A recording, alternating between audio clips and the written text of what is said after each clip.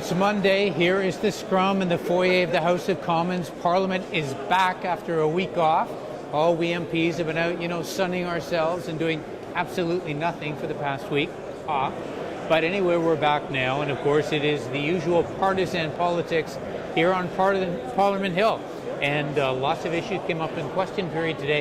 One of them was this summer jobs program that, I know we got last week in my riding. There was group after group that came to the office and said our funding has been denied and summer jobs are been denied. And then, of course, a day or two later, a number of these same groups came back and said, guess what, it's been restored. We think, we're not sure. Confusion reigns. And the guy who's been the leading advocate of getting this all sorted out and making sure that summer students are properly funded is my colleague, Michael Savage. And Mike is the MP from Dartmouth Cole Harbour in Nova Scotia. Right on. Home of Sidney Crosby. Home of Sidney Crosby. Yeah, I had to get that in. All right, now, you asked the Minister, Monty Solberg, for an update today in the question period. What happened? Well, nothing happened. We didn't get an answer. My question is really give us an update, because we knew that this program was botched up a while ago. They denied that. They said, look, there's nothing to worry about. Don't worry, be happy. But then all of a sudden, organizations started getting calls, like in your riding, saying, look, we didn't get funded. We always have. What's going on? So we started asking questions. We have been asking questions for quite a while on this.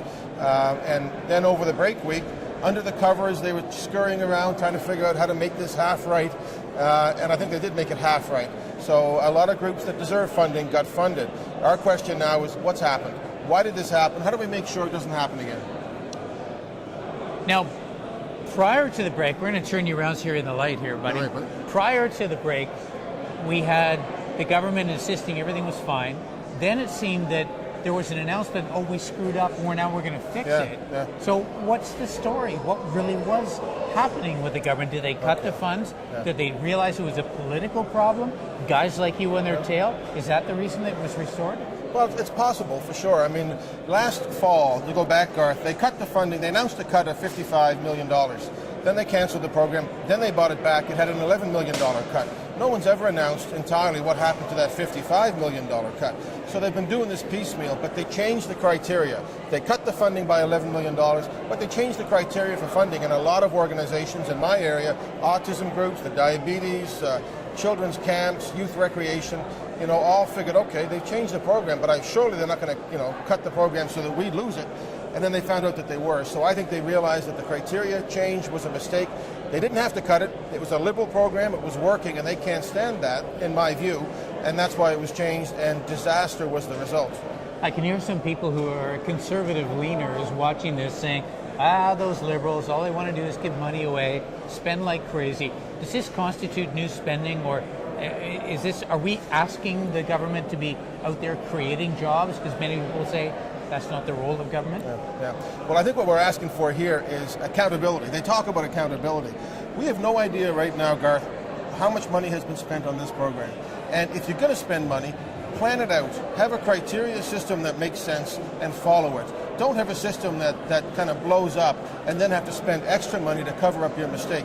Come clean, say we made a mistake, and let's go about it in a better way. I think this is a classic example of how a government can change something for no good reason except that they want to have their own brand on it, and then it all goes haywire. And students, unfortunately, and not-for-profit organizations are those who pay the price. It's a shame.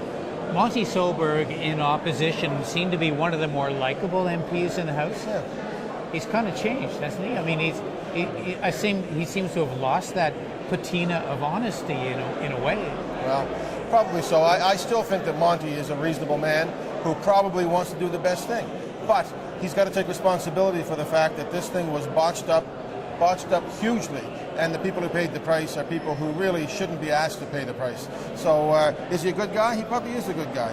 He's the kind of guy with a sense of humor, but he's got to take responsibility because this went wrong, and they got to stand up and say, we're sorry, it's not going to happen again. Now, I know you're a big hockey fan. Right. Who's going to win tonight? And by how much? Listen, Sidney Crosby is a constituent of mine. Jean-Sébastien Giguère was a great Halifax Moosehead, and I have a great affinity for Jean-Sébastien Giguère. But I predict that the Senators will win the series in probably 6 games. And I think tonight will be a close game, double overtime, and I'm going to predict that Andy McDonald of Anaheim wins it tonight in double overtime, but I'm picking the Senators because they're Canadian. Can you be a little more specific? I tell you, a very uncharacteristic politician making that sort of prediction. Well, all right. But to make a prediction when it's going to come out after the fact is a very dangerous game. So Yeah. we're going to win the next election too. Oh, good. All right, Mike, thank you very much. Thanks, man. Thanks for watching MPtv.